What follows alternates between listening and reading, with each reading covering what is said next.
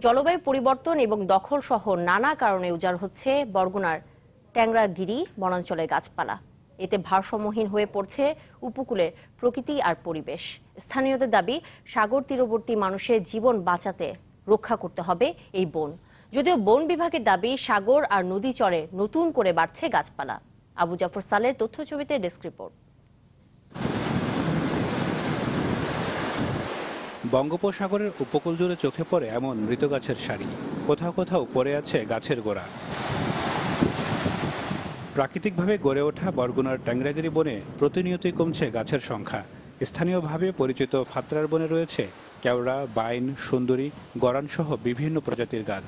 কাগজে কলমে এর আয়তন 13,500 একর হলেও দিন দিন ছোট হয়ে আসছে দেশের দ্বিতীয় বৃহত্তম এই শ্বাসমূলীয় বন।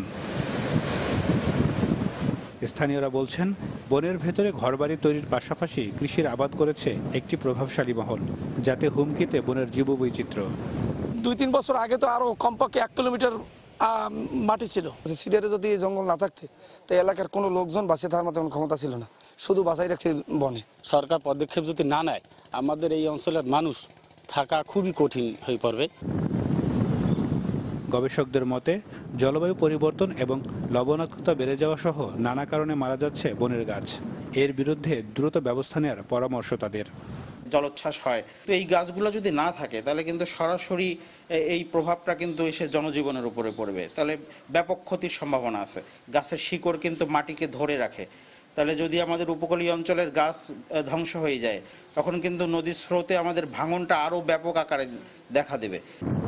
জবরদখলের কথা স্বীকার করলেও বন বিভাগের দাবি, সাগর ও নদী চর পারে নতুন করে বাড়ছে বনাঞ্চলের পরিধি। যেখানে চর জাগে সেখানে আমরা বনায়ন করি, যার কারণে এক জায়গায় ভাঙলো আরেক জায়গায় যে আমরা বন সৃজন করে আমরা আমাদের গ্যাপটা কিন্তু পূরণ করতে পারতেছি, এবং এটা আমরা অব্যাহত রাখবো যাতে সামনের দিনে আমাদের বনের পরিমাণ আরো বৃদ্ধি পায়। সরকারের পরিকল্পিত পদক্ষেপে বেঁচে থাকবে ট্যাংরাগিরি বনাঞ্চল, চাওয়া বরগুনাবাসীর। Desk report, channel 24।